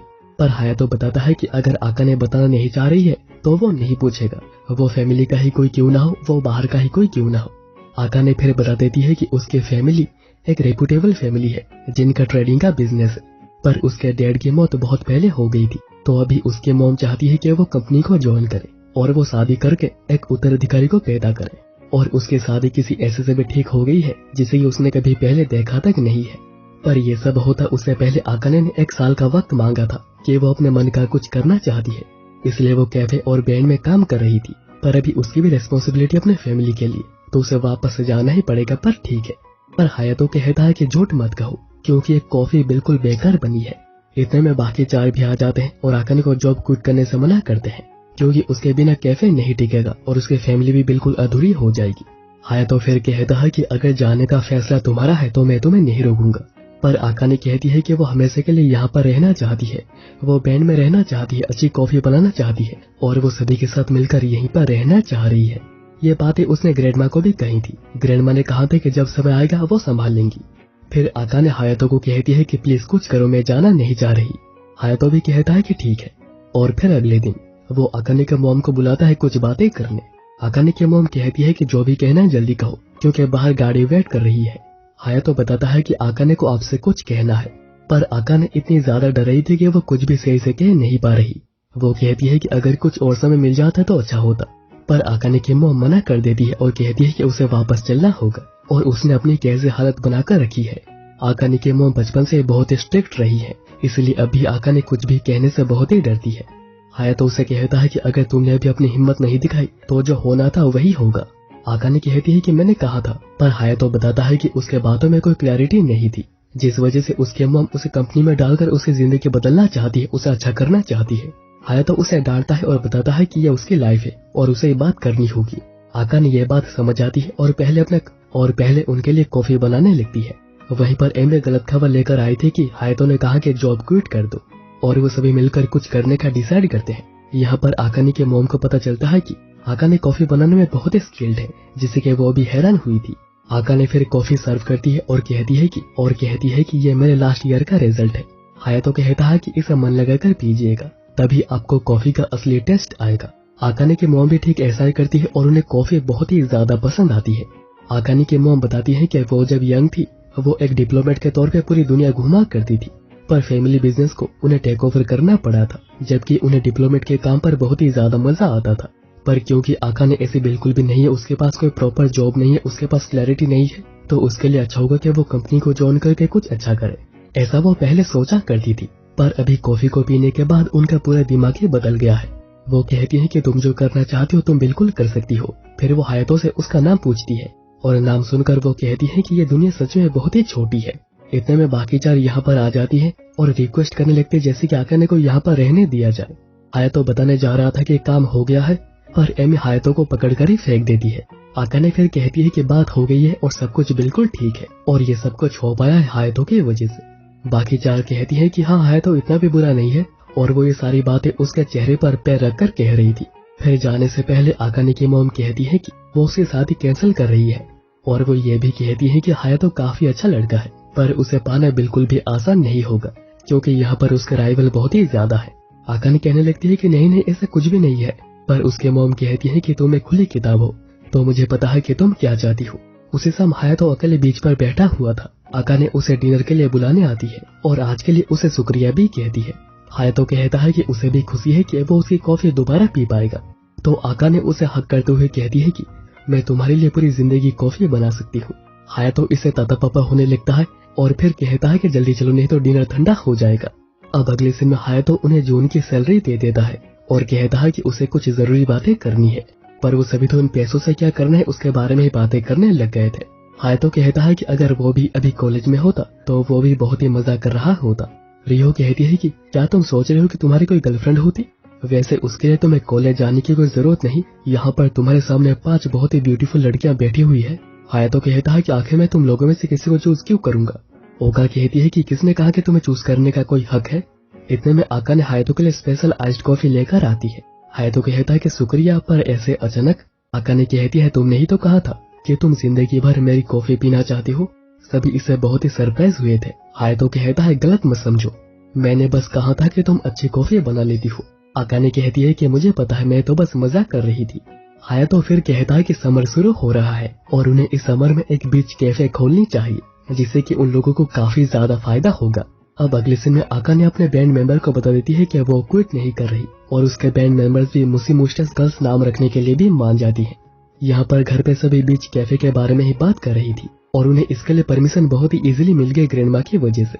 पर रियो बताती है कि एक बीच कैफे को सेटअप करने में बहुत ही ज्यादा पैसे लगेंगे। तो हायतो बताता है कि वो कैफे के 4 महीने के रेवेन्यू को इसमें ऑलरेडी डाल चुका है, इसलिए प्रॉफिट्स के लिए रियो कहती है कि उन्हें प्रमोशन करना होगा। सिराग्युकी भी उसके बाद स्पेशल डिशेस सजेस्ट करती है, पर अभी बात आती है कि बीच कैफे का नाम क्या होगा और हायतो डिसाइड करता है कि फैमिली टाइप 0 काई, और इससे एमी इतनी ज्यादा एक्साइटेड हो जाती है कि वो कॉफी रियो पर गिरा देती है। इतने में ओका नई कॉस्ट्यूम पहनकर आ जाती है जो कि उसने बीच कैफे के लिए डिजाइन किया था, पर क्योंकि ये थोड़ा एक्सपोजिंग है हायतो थोड़ा अनकंफर्टेबल हो रहा था। पर ओका कहती है कि ये तो बस स्विमसूट का टॉप है तो इसमें प्रॉब्लम ही क्या है। सिराग्युकी कहती है कि उसके लिए शर्ट ज्यादा बेहतर होगा। इतने में रियो वहाँ से उठकर चली जाती है। हायतो ओका को बताता है कि रियो कैफे को लेकर बहुत ही ज्यादा सीरियस है और वो ओका के इस बिहेवियर से बहुत ही ज्यादा गुस्सा हो गई है। और इतने में रियो एक फुल स्विमसूट पहनकर आ जाती है और पूछने लगती है कि ये कैसा लग रहा है, पर हायतो तो शर्म के मारे कुछ बोल भी नहीं पा रहा था। पर अगले सीन में हम देखते हैं कि सिराग्युकी नशे में आ चुकी थी, बस क्लीनिंग टिश्यूज को स्मेल करने की वजह से जिनमें की अल्कोहल होता है। वहीं पर एमी भूख की वजह से पूरी डाउन हो गई थी और यहाँ पर हायतो इन सबसे बड़ा ही परेशान हो रहा था। इतने में आकाने वापस आती है और हायतो उसे मदद मांगता है इनसे बचने के लिए, पर आकाने बस इतना कहती है कि उन्होंने अपना बैंड नेम मुसी मुस्टस गर्ल्स रख दिया है और फिर वो हायतो को ऐसे ही छोड़कर चली जाती है। अब शाम को ओका समझ पाती है कि आखिर आकाने किसके बैंड के नाम के बारे में पूछ रही थी। वहीं पर रियो सोच रही थी कि कहीं आकाने के दिल में कुछ हो तो नहीं रहा, पर हायतो तो सोच रहा था कि सबके शिफ्ट को कैसे मैनेज करेगा। फिर अगले दिन रियो प्रोमोशनल फोटोज को क्लिक करने जबरदस्ती हायतो को लेकर आती है। सिराग्युकी ने स्पेशली वाटरमेलन परफेक्ट बनाया था जिसकी फोटो उन्हें प्रमोशन के लिए अपलोड करनी है, पर ओका तो खुद को इसे खाने से रोक ही नहीं पा रही थी। हायतो उसके बाद जल्दी से फोटोज लेने लगता है, पर कोई भी फोटो अच्छी नहीं आ रही थी। पर जब एक फोटो अच्छी आती है उसमें एमी आ जाती है और तब तक ओका भी उसे खा चुकी थी और अभी वाटरमेलन भी नहीं बचा है कि वो इसे दोबारा बना सके। इसके बाद सभी बीच पर चलते हैं ताकि ओका के कहे मुताबिक हायतो उनके फोटोज क्लिक करे और वो उसे अपने वेब पेज पर अपलोड करेंगे। हायतो को आइडिया कुछ खास पसंद नहीं आया था, पर क्योंकि रियो सब कुछ मैनेज कर रही है तो वो फोटोज क्लिक करने लगता है और फोटोज क्लिक हो जाने के बाद वो सभी पानी में जाकर खेलने लगते हैं और हायतो ये फोटोज भी क्लिक कर लेता है जिसमें कि सभी बहुत ही अच्छी लग रही थी। हायतो ने फिर जिस एमी वाले फोटो को अपलोड कर दिया था वो वायरल भी हो गई थी। खैर इसके बाद सीन शिफ्ट होता है बीच कैफे के ओपनिंग डे पर, और क्योंकि पता नहीं कि आज लोग कितने आएंगे इसलिए आज कैफे बंद रखा है और सभी लोग अपने नए कॉस्ट्यूम के साथ और न्यू नेम के साथ सीसाइड कैफे फैमिलिया के साथ तैयार है। और पहले दिन लोग काफी ज्यादा आ रहे थे जिसके लिए हायतो भी बहुत ही खुश था। इतने में सप्लायर्स भी आते हैं उनकी मदद करने और फिर स्लोली कैफे में लोग आते ही जा रहे थे और रियो कोई भी ब्रेक नहीं ले रही और वो लगभग पूरे दिन ही सर्व करती रहती है। पर फिर वो हायातो और अकाने को एक साथ ही बातें करते हुए देख लेती है और उसके पास गुस्सा होने का एक और रीजन भी है। रियो कहती है कि बिजी टाइम पर फालतू बातें क्यों कर रहे हो तुम लोग। हायातो बताता है कि वो तो अकाने से आइस कॉफी कैसे जल्दी बनाते हैं वो सीख रहा था, क्योंकि आइस कॉफी के ज्यादा ऑर्डर्स आ रहे हैं। पर रियो अभी बहुत ही ज्यादा इरिटेटेड हो गई थी, तो हायातो कहता है कि जाकर थोड़ा रेस्ट कर लो। पर वो कहती है कि नहीं वो ठीक है। पर वो थोड़ी देर में बेहोश हो जाती है और अगली बार उसकी आंखें खोलती है एक डरावने सपने के साथ, और उसने डर के मारे हायातो को पकड़ा हुआ था। हायातो बताता है कि उसे कल माइल्ड हीट स्ट्रोक हुआ था, क्योंकि वो बिना कोई ब्रेक लिए काम किए जा रही थी। इसलिए फर्स्ट एड के बाद उसे रेस्ट करने के लिए लाया गया और वो कल से रेस्ट करी थी और आज सुबह जाकर वो उठी है। पर हायातो कहता है कि वो थोड़ी देर और रेस्ट कर सकती है। रियो उसके बाद सॉरी कहती है कि उसने चीजों को खराब कर दिया बेहोश होकर। पर हायातो कहता है कि ऐसी बात नहीं है, पर उसे बिल्कुल भी ओवरवर्क करनी नहीं चाहिए। उसे बहुत ही ज्यादा चिंता हो रही थी। रियो फिर इसके लिए सॉरी कहती है। हायातो फिर कहता है कि रेस्ट करो, मैं चलता हूँ। पर रियो कहती है कि मैंने एक डरावना सपना देखा है, तो क्या तुम यहाँ पर थोड़ी देर तक और रहोगे। फिर वो हायातो को उसके लिए अकाने से माफी मांगने को भी कहती है, क्योंकि वो इरिटेट होने की वजह से कुछ ज्यादा ही कह गई थी। अब उसी दिन कुछ समय बाद रियो पूरा तैयार होकर कैफे वापस आ चुकी थी, जहाँ पर उसे पता चलता है कि हायातो को कल उसकी बहुत ही ज्यादा चिंता हो रही थी और ये बात रियो को काफी अच्छी लगती है। पर फिर वो देखती है कि 2-3 लड़कियां हायातो के साथ फ्लर्ट कर रही है, जो देखकर वो बहुत ही ज्यादा गुस्सा हो जाती है और उन्हें वापस टेबल पर भेज देती है और वो हायातो पर भी गुस्सा करती है। पर हायातो समझ नहीं पाता है कि आखिर क्यों। वहीं पर कैफे में ओका और अकाने थे और समर सीजन होने की वजह से कस्टमर्स बहुत ही ज्यादा कम है, इसलिए अकाने ओका से कहती है कि क्या तुम कॉफी बनाना सीखना चाहोगी। यहाँ पर रियो सभी को बहुत ही अच्छे से अटेंड कर रही थी और सभी लोग उसके सर्विस से बहुत ही ज्यादा खुश भी थे। हायातो कह रहा था कि शायद रियो के पास ये नेचुरल टैलेंट है। सिरागी को बताती है कि वो कॉलेज में भी बिल्कुल ऐसी ही है। कॉलेज से हायातो को याद आता है कि वो भी 3rd ईयर में है, तो हायातो सिरागी को कहता है कि तुम्हें कोई परमानेंट जॉब ढूंढ लेनी चाहिए और अगर वो कुकिंग को अपना प्रोफेशन बनाना चाहती है तो उसे किसी अच्छी जगह पर जॉब करनी चाहिए, जहाँ पर कि उसे कोई एक्सपीरियंस मिलेगा, क्योंकि कैफे में पार्ट टाइमर के तौर पे काम करके उसे कुछ हासिल नहीं होगा। सिरागी को तब कुछ कहना चाह रही थी पर वो कह नहीं पाती। तब एमी आकर इन्फॉर्म करती है कि वही 3 छपरी लड़के आकर इस बार रियो को छेड़ रहे हैं, इसलिए हायातो एमी को भेजता है उन्हें डराकर यहाँ से भगा देने को। पहले तो वो तीनों कुछ समझ नहीं पाते, पर जैसे ही उन्हें पता लगता है कि एमी है, वो सभी अपनी जान बचाकर भागते हैं। वहीं पर ओका से कॉफी बिल्कुल भी बन नहीं रही। यहाँ पर उन्हें भगाने के बाद रियो एमी को शुक्रिया कहती है, पर एमी कहती है कि यह काम उसे हायातो ने करने को कहा था। तो रियो सोचती है कि मुझे चलकर उसे शुक्रिया कहना चाहिए, पर वो आकर देखती है कि इस बार और भी ज्यादा लड़कियां हायातो के साथ फ्लर्ट कर रही थी और वो इस बार और भी ज्यादा गुस्सा हो जाती है। फिर उसके बाद शाम को कैफे बंद होने के बाद वो सभी बीच में मस्ती कर रहे थे। हायातो वहीं पर बैठकर फिशिंग करते हुए कुछ सोच रहा था। अकाने तब आकर कहती है कि उसने समर के लिए एक लव सॉन्ग लिखा है। हायातो भी कहता है कि वो जरूर सुनना चाहेगा, पर इतने में एक बहुत ही बड़ी मछली फंस जाती है, जो इतने जोर से खींचती है कि हायातो पानी में ही गिर पड़ता है। पर ये थी एमी और दोनों बिल्कुल टकरा जाते हैं। रियो की अच्छी सर्विस और प्रमोशन की वजह से बहुत ही ज्यादा लोग आते जा रहे थे और वह कोई भी ब्रेक ना लेने की वजह से हायातो उस पर गुस्सा करता है और कहता है कि अगर तुमने कोई भी ब्रेक नहीं लिया तो वो उसे निकाल देगा, और ऊपर से उसने ब्रेकफास्ट भी नहीं कर रखा है। वहीं पर आज अकाने के साथ एमी कैफे पर है और कोई कस्टमर ना होने की वजह से अकाने एमी को कहती है कि क्या तुम कॉफी बनाना सीखना चाहोगी। यहाँ पर रियो बहुत ही जल्दी ब्रेकफास्ट कर रही थी ताकि वो जल्दी से काम पर वापस आ सके। सिरागी को बताती है कि उसे थोड़ा आराम से काम करना चाहिए और हायातो इतना गुस्सा इसलिए करता है क्योंकि उसे रियो की बहुत ही ज्यादा चिंता है। रियो कहती है कि उसे ये चीज बहुत ही पसंद है कि उसके यहाँ पर जरूरत है। वहीं पर एमी कॉफी में बहुत ही अच्छी प्रोग्रेस कर रही थी। इतने में कैफे में टीटीएस टीवी वाले आते हैं जो कि रियो का इंटरव्यू लेने आए थे, क्योंकि उसके बारे में उन लोगों ने बहुत कुछ सुना है। इतने में रियो वहाँ पर आती है और पता चलता है कि दोनों एक दूसरे को जानते हैं। नोमुरा से पता चलता है कि रियो का पूरा नाम सुकिशिमा रियो है, जो कि एक बहुत ही फेमस चाइल्ड एक्ट्रेस रह चुकी है। पर रियो किसी वजह से अपने पास्ट के बारे में बिल्कुल भी बात करना नहीं चाहती। पर वहाँ पर जो लोग थे वो रियो के नाम से उसे पहचानने लगे थे। कुछ लोग उसकी तारीफ कर रहे थे तो कुछ लोग उसे बुरा भला कह रहे थे कि वो इतने ऊपर जाने के बाद वो यहाँ पर भी पार्ट टाइम का काम कर रही है। इस सबसे परेशान होकर रियो वहाँ से भाग जाती है, तो हायातो सिरागिकू को उसके पीछे भेजता है। उसके बाद रात को रियो डिनर करने भी नहीं आती। रात को सोते समय ओका उसके पुराने वीडियोस को देख रही थी। ओका को नोमुरा से पता चला है कि रियो पहले बहुत ही बड़ी सुपरस्टार हुआ करती थी, पर उसके मॉम उसे बहुत ही ज्यादा ओवरवर्क करवाया करती थी, जो कि उसके डैड को बिल्कुल भी पसंद नहीं था। और यही रीजन था जिसकी वजह से रियो के पेरेंट्स का डिवोर्स हो गया। सिरागी को वहीं पर जब रियो से बात करने गई हुई थी, रियो कह रही थी कि अब इतनी दूर कैफे इसलिए आई थी ताकि वो अपने पास्ट से बच सके। अब रियो बाहर बैठकर सोच रही थी कि उसके डैड कहा करते थे कि उसे ज्यादा काम करना नहीं चाहिए, नहीं तो वो बीमार हो जाएगी। तब हायातो आकर कहता है कि अगर भूख लगे तो डिनर फ्रिज में रखा है। हायातो उसके बाद ये भी कहता है कि उसे लग रहा था रियो के पास कम्युनिकेशन की एक स्पेशल टैलेंट है, पर उसे ये बात पता नहीं थी कि ये उसके मेहनत का फल है।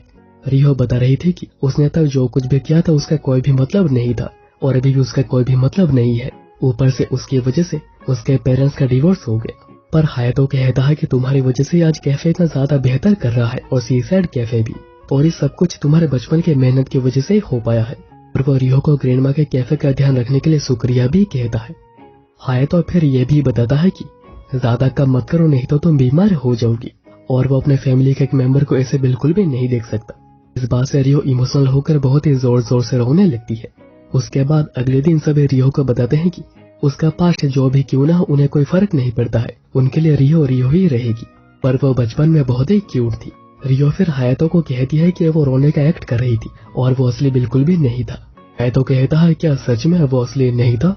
उसके बाद अगले दिन शाम को ओका सीसाइड कैफे पहुंची थी, जहाँ पर एमी को ऐसे हरकतें करता था कि वो उसे बहुत ही ज्यादा डांट देती है, जिससे कि एमी रोते हुए वापस चली आती है। रियो पूछती है कि क्या हुआ, तुम ऐसा क्यों कर रही हो, पर हायातो पूछता है कि आखिर तुम हो कौन। वहीं पर एमी कैफे वापस आकर ओका से कंप्लेन करती है कि ओका ने उसे डांटा है। हाँ, यहाँ पर ऐसा ही कुछ हुआ है। मुझे पता है कि आप लोग भी यहाँ पर कंफ्यूज हो गए हैं। इतने में कैफे में कीका आती है, जो कि ओका के ट्विन सिस्टर है। कीका उसके बाद कैफे में ही वेट करती है, क्योंकि सीसाइड कैफे बंद होने के बाद उसे सभी लोगों से कुछ बातें करनी है।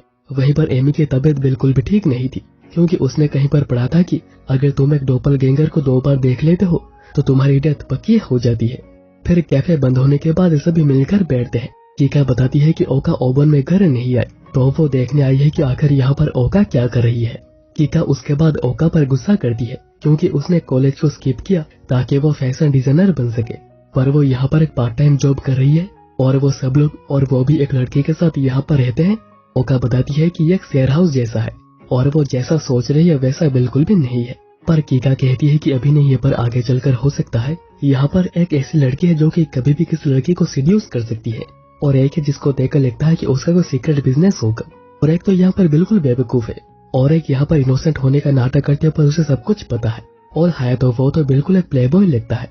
हायातो फिर पूछता है कि तुम यहाँ पर क्यों आई हो, तुम जरूर यहाँ पर फाइट करने तो नहीं आए। कीका इस बात से बहुत ही ज्यादा गुस्सा हो जाती है और कहती है कि उसके फैमिली में हर कोई टोक्यो यूनिवर्सिटी गया है, तो वो ओका को यहाँ पर इस फालतू कैफे में फालतू लोगों के साथ रहने नहीं दे सकती है। पर तभी ओका गुस्से में उसे चाटा मारती है और कहती है कि मेरी फैमिली और कैफे के बारे में कुछ भी मत कहो। कीका भी गुस्से में कहती है कि तुम्हें जो कुछ भी करना है करो, मैं जा रही हूँ।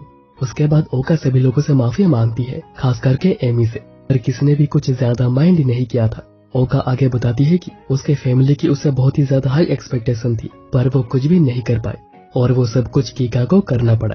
शायद कीका और कुछ करना चाह रही होगी, पर उसकी वजह से वो बिल्कुल भी कर नहीं पाई। उसके बाद अगले दिन सीसाइड कैफे में ओका बहुत ही ज्यादा उदास थी और वो एक लड़के पर भी कॉफी गिरा देती है। ये सब कुछ कीका देख रही थी और वो सोचती है कि एमी से चलकर माफी मांगनी चाहिए, क्योंकि उसने एमी को बहुत ही ज्यादा बुरा भला कहा था। पर उसके कैफे पहुंचने पर एमी उसे इस तरह ग्रीट करती है तो कीका हंस पड़ती है और वो उसके बाद वहाँ से चली जाती है। उसके बाद रात को ओका नहाते हुए इसी के बारे में सोच रही थी, और नहाने के बाद भी वो इसे ख्यालों में खोई हुई थी। पहले वो दोनों बहुत ही ज्यादा क्लोज हुआ करते थे और कीका ने उसके बदले यूनिवर्सिटी को चूज किया था ताकि ओका फैशन डिजाइनर बन सके। तब हायातो वहाँ आता है और बताता है कि मुझे पता है तुम अपने सिस्टर को सॉरी कहना चाह रही हो।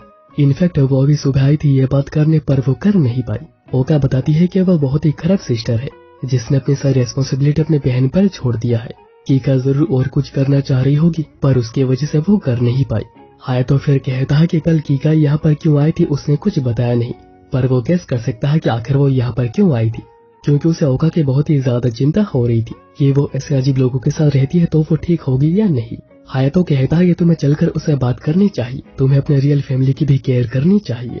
कल मैं तुम्हें छुट्टी देता हूँ तो जाकर बात करके आना। और कल इसके बारे में ओका सभी को कहकर कीका से बात करने जाती है, पर वो देखती है कि कीका भी बात करने आई हुई थी। दोनों उसके बाद अकेले बात करने जाते हैं। ओका बताती है कि हायतो की वजह से वो समझ पाई है कि वो गलत समझ रही थी। तो कीका कहती है कि तुम हमेशा से गलत समझती हुई आई हो। उसने यूनिवर्सिटी जाने का डिसाइड इसलिए किया था क्योंकि वो जाना चाह रही थी, पर ओका को लगने लगा था कि कीका ने सैक्रिफाइस किया है।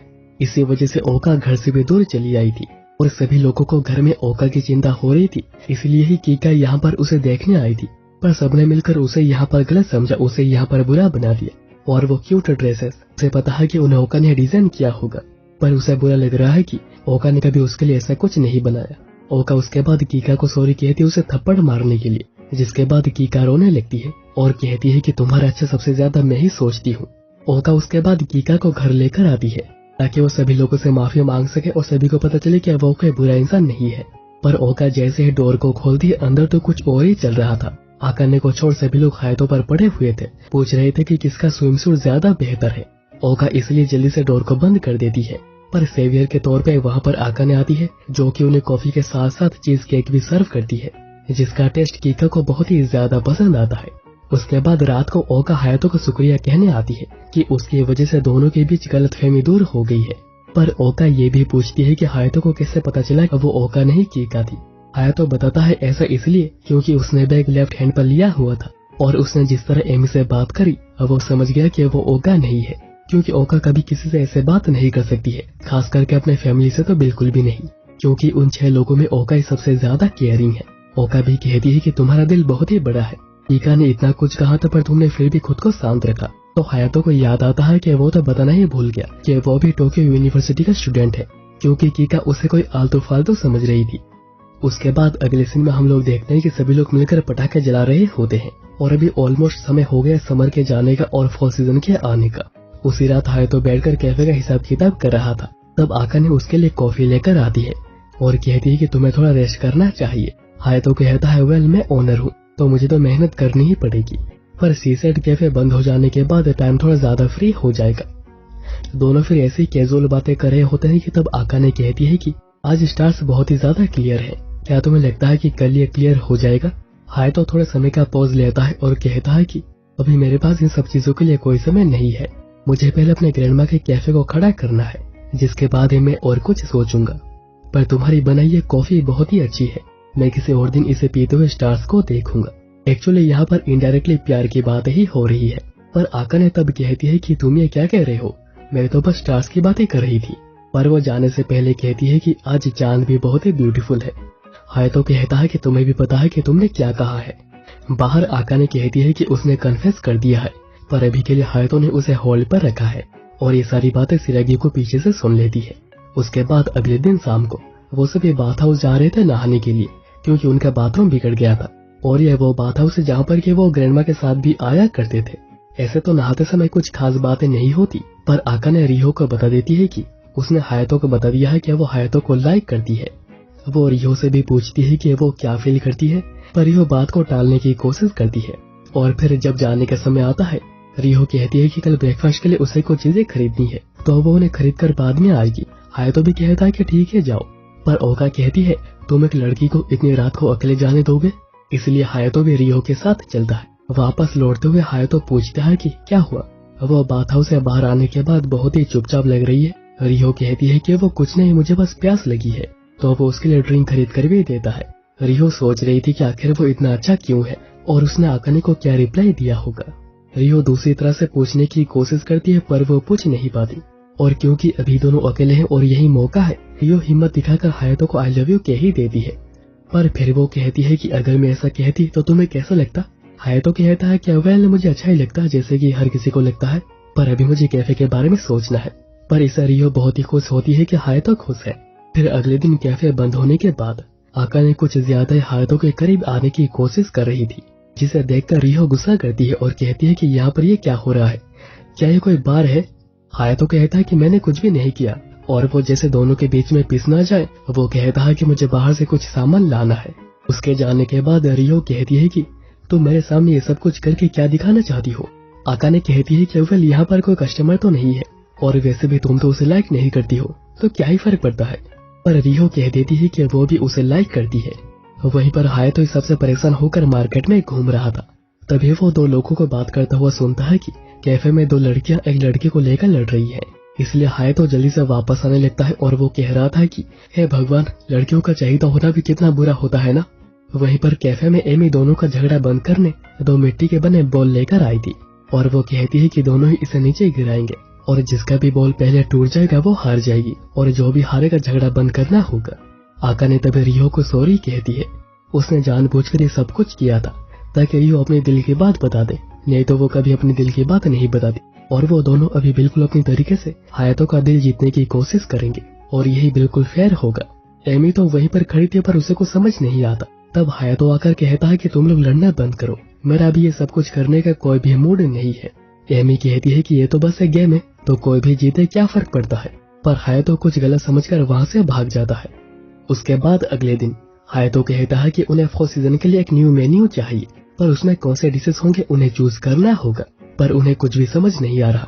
पर यहाँ पर तो आका ने और रियो दोनों ही हायतो का दिल जीतने में लगे हुए थे और इसके बारे में सिरागिको भी जानती है, जिसने के बाथ हाउस में सब कुछ सुन लिया था। उसके बाद हायतो सिरागिको से कुकिंग सीखने के लिए आया हुआ था, क्योंकि सिरागिको की क्लासेस बहुत ही जल्दी शुरू हो जाएंगी और फिर वो हमेशा यहाँ पर तो नहीं रहेगी ना। पर इसे सिरागिको बहुत ही ज्यादा गुस्सा हो जाती है और कहती है कि मैं तुम्हें भी कुछ भी नहीं सिखाऊंगी। तो हायतो कहता है कि ठीक है, तुम जब तक चाहो यहाँ पर बिल्कुल रह सकती हो। दूसरी तरफ आका ने अपने बैंड मेंबर्स को बताती है कि उसने अपने क्रश के सामने कन्फेस कर दिया है। इसी समय पर हायतो एक डिश बनाना सीख चुका था। सिरागिको कहती है कि समर कितनी जल्दी बीत गया ना। हायतो कहता है कि तुमने बिल्कुल सही कहा, क्योंकि हम लोग बहुत ही ज्यादा बिजी थे। सिरागिको पूछती है कि क्या इसी के साथ कुछ और भी हुआ था, जैसे कि कुछ रोमांटिक। हायतो कहता है कि नहीं, ऐसा कुछ तो नहीं हुआ, पर तुम पूछ रही हो क्या तुम्हारे साथ ऐसा कुछ हुआ है। पर सिरागिको पकड़ लेती है कि वो झूठ कह रहा है।